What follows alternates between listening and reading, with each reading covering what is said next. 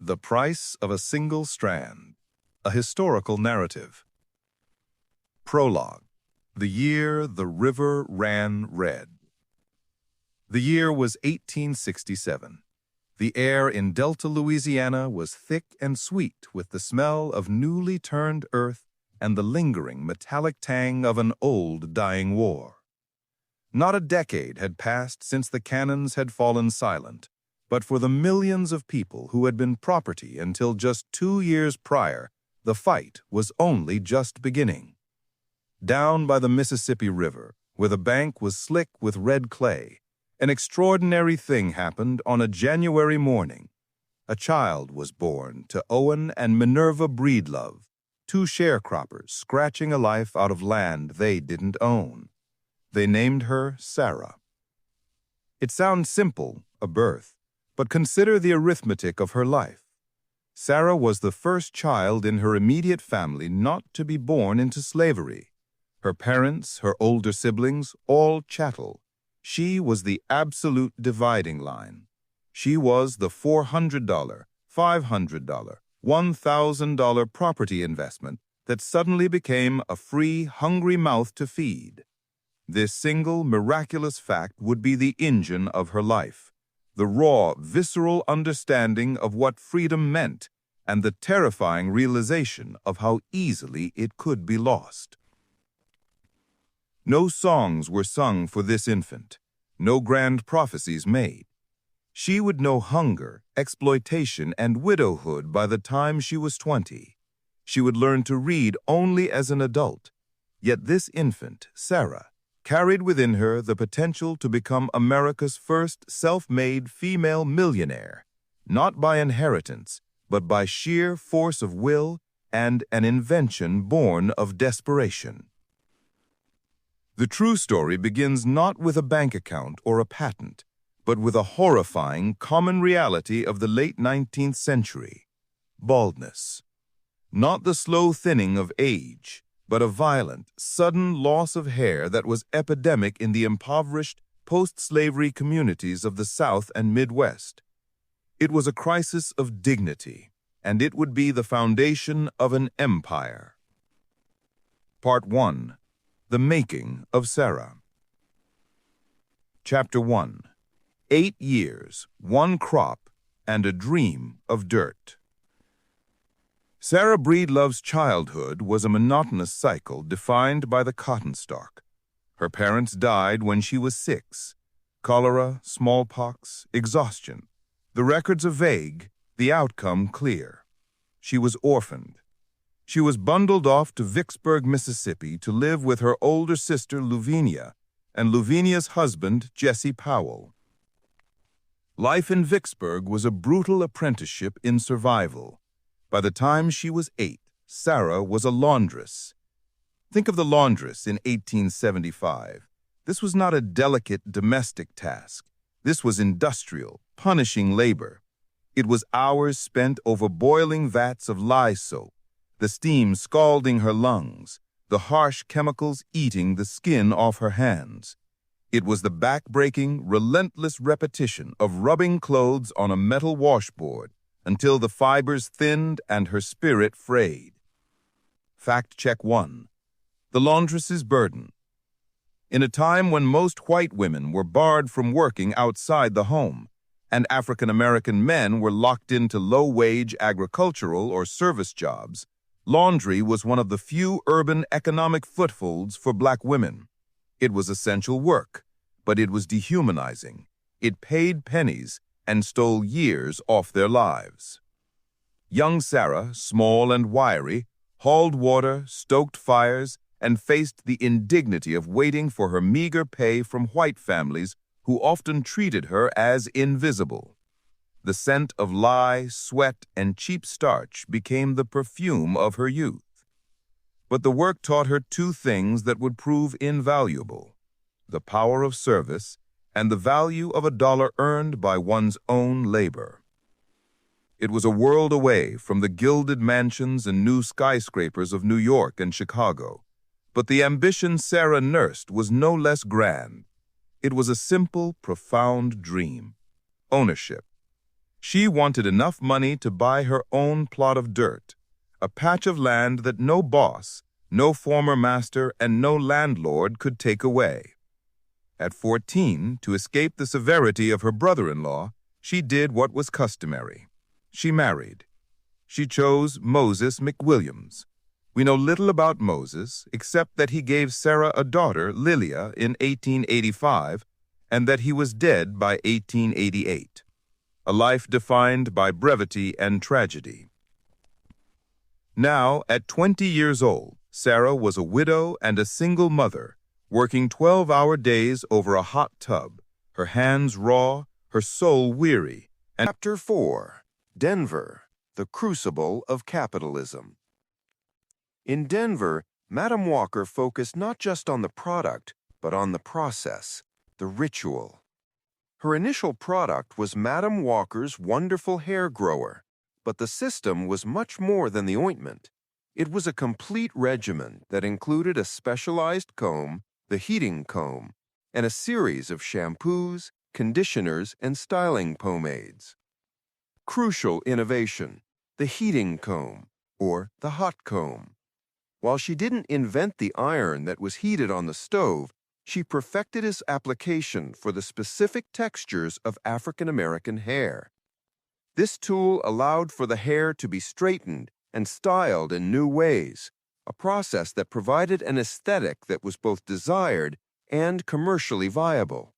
It was a technology of transformation, and she made it accessible. She didn't just sell the product, she sold the technique. She would enter the homes of her customers, set up her apparatus, and perform the treatment, transforming a woman's appearance in front of her own mirror. Her initial marketing was relentless and targeted.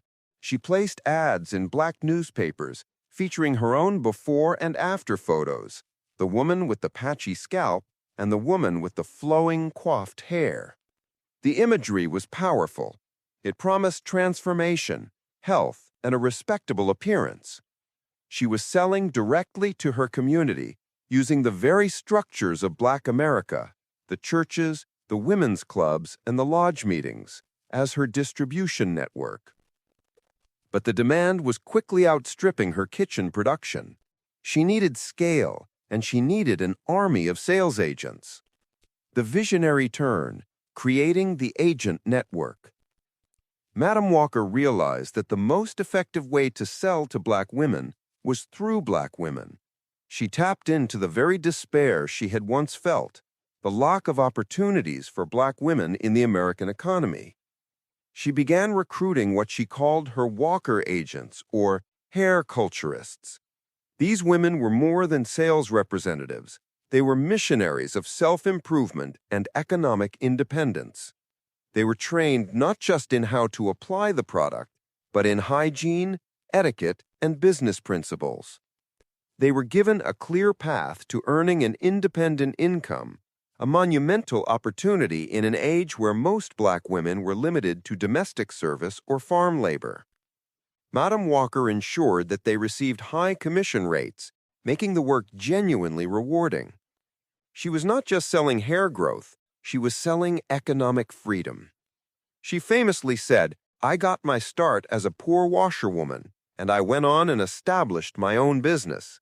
She was a living, breathing testament to her own product and business model. By 1910, the Walker system was generating income that allowed her to leave Denver. The true scale of her empire would require a national headquarters, and for that, she chose the industrial heart of the American Midwest. Part 2. The Empire in Black and White.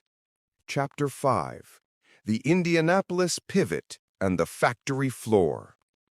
By 1910, Madam Walker understood that an empire could not be run from a suitcase. Denver was a great starting point, but the true center of American commerce, distribution, and ambition was further east. She chose Indianapolis, Indiana. This was a strategic, audacious move. Indianapolis was a nexus of industry, with excellent rail lines for distribution and a growing, aspirational Black community. But it was also a city with deep segregation, where a black woman, even a successful one, was often relegated to the back door. Madam Walker didn't settle for a back room. She secured a building and established the Madam C.J. Walker Manufacturing Company. This was more than just a place to mix pomade. It was a visible symbol of black capitalism.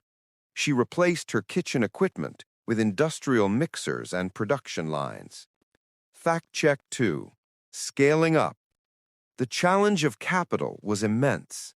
Banks, mostly white-owned, were highly skeptical of lending money to a black woman whose product was for a niche, non-white market. Walker overcame this not by relying on traditional finance, but by leveraging her own profits and the pooled resources of her community. She was practicing a form of community finance before the term was invented. The factory itself was a model of efficiency and hygiene. She took the same fastidious attention she once gave to scrubbing floors and applied it to her production line. The formula had to be perfect, the packaging consistent, and the branding authoritative. Her daughter, Alelia Walker, Lelia McWilliams, who had adopted the new surname, became an indispensable partner. Alelia, who had lived a more sheltered, educated life, brought sophistication and modern sensibilities to the business, focusing on marketing, packaging, and high society visibility. But the manufacturing was only half the equation. The other half was the human element. The very essence of the Walker system was not the jar of product, but the hands that delivered it. Chapter 6. The Army of Culturists, a Revolution in Labor. Madam Walker's most revolutionary achievement was not her formula, but her labor policy. She systematically created a parallel economy for black women, bypassing the racist and sexist limitations of the mainstream American workforce. She recruited thousands of women who were tired of the wage slavery of domestic work, the endless demands, the low pay, and the constant disrespect. She offered them a different path, entrepreneurship with a purpose. These women, the Walker agents or hair culturists, were empowered in several key ways. Economic autonomy. They earned commissions that often exceeded the monthly wages of many skilled tradesmen. For the first time, they had an income they controlled, independent of a husband, a father, or a white employer. This money was used to pay for mortgages, put children through school, and invest in their own businesses. Professional identity. Madam Walker mandated that her agents wear a uniform, a crisp white shirtwaist and black skirt. This was a statement. It stripped away the stigma of the domestic servant's apron and replaced it with the authority of the professional. They carried calling cards, traveled, and were addressed with respect. They weren't selling, they were performing a service.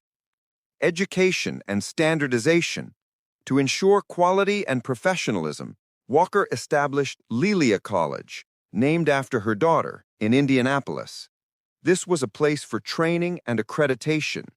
Agents learned not only the Walker system techniques, but also anatomy, hygiene, customer service,